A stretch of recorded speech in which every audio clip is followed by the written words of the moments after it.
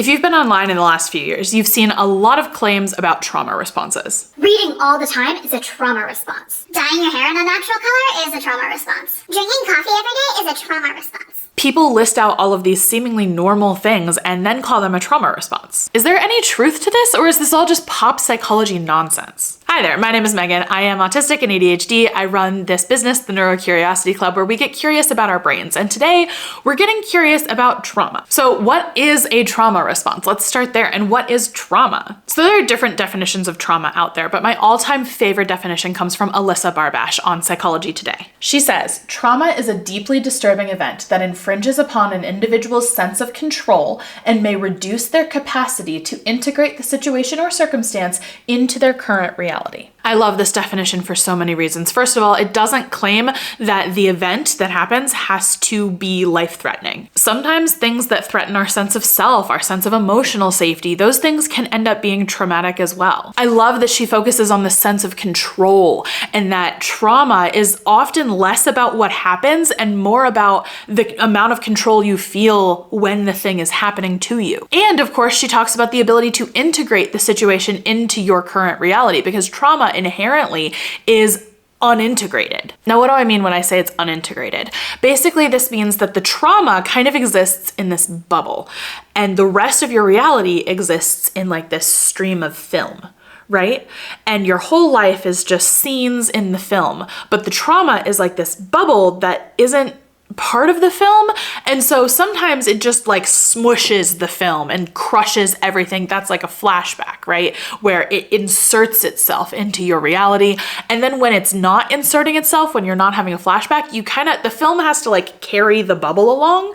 And so there's this burden you're always carrying even when it's not top of mind. So if this is what trauma is, what is a trauma response? Well, a trauma response is the way that you are responding to that burden of the bubble you're carrying along.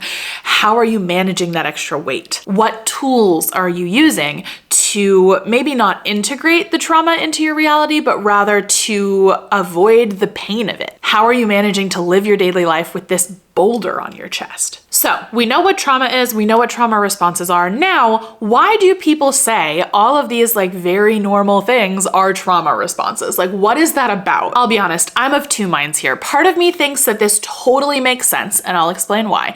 And another part of me thinks that this is way overly simplistic and like clickbaity. So let's start with sort of the clickbaity version. This is where you get these videos that's like, do you read every day? Because if so, it might be a trauma response. The idea of these videos can be to spread information for sure, but in order to get you to pay attention to their information, they're drawing you in by kind of scaring you, by making you feel like, am I traumatized and like didn't know it? Like, is something I'm doing a sign of a problem as opposed to just me enjoying my life? And the reason I don't like this version of this is because it pulls the agency away from the individual and gives it to the video creator. Suddenly, this person creating the video knows more about you than you do.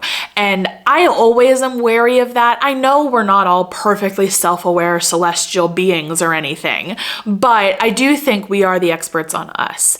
And anytime someone tries to make you doubt yourself in order to get you to watch their video or buy their thing, my ears prick up as like, this may not be a good thing. Now, let's talk about some of the situations where I do think that it actually is really valid for people to talk about these totally normal things being trauma responses. And this comes from the fact that trauma affects everything. By its very nature, trauma touches every aspect of your life. You cannot contain it. It is uncontainable. It is unintegrated. It is just this horrible boulder squishing every aspect of your life. And therefore, even totally normal things that people who without trauma often do can be a trauma response for people with trauma. So let me give an example. Let's talk about dyeing your hair in a natural color. I love dyeing my hair. Natural colors, unnatural colors, doesn't matter, love it. And in some circumstances, I love doing it because it makes me happy, because it's a way to be impulsive without being dangerous. And like that part of me, that's not a trauma response. That's just something I enjoy. But there's another part of me that absolutely uses dyeing my hair as a way to cope with my trauma. I'm not gonna trauma dump in this video, but just know that my trauma tends to be very attachment based, and therefore it really affects my sense of self.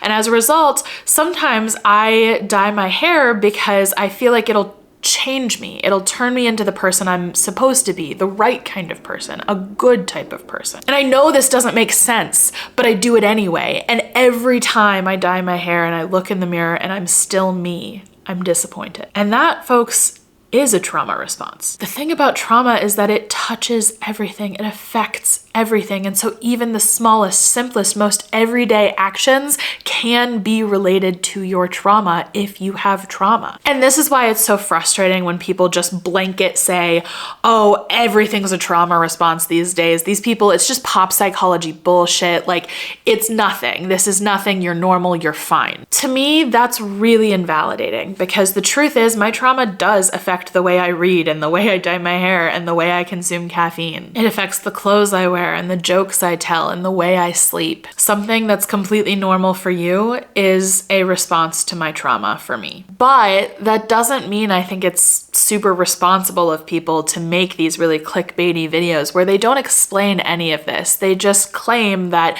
if you do this, you are traumatized. And it's just never that simple. Trauma is complicated. So what's the solution? I think the answer is just to be more transparent. I know that it's tempting to create clickbait. I've done it. We've all done it. Let's be honest. This video is a little clickbaity. Is everything a trauma response? Like, there is a certain barrier to getting people through the door so that they can see your content, so that they can listen to the actual meaningful things you have to say. But I think the difference between clickbait and quality content is that quality content delivers the information, whereas clickbait promises you stuff that it never gives. It's just very empty and fluffy on the inside. I know this video is a short one, but I hope it's been informational. I hope that you take those "is it a trauma response" videos with a grain of salt, but also understand that it's okay if your trauma affects even the most mundane things about your life. Because the truth is, trauma shatters your worldview.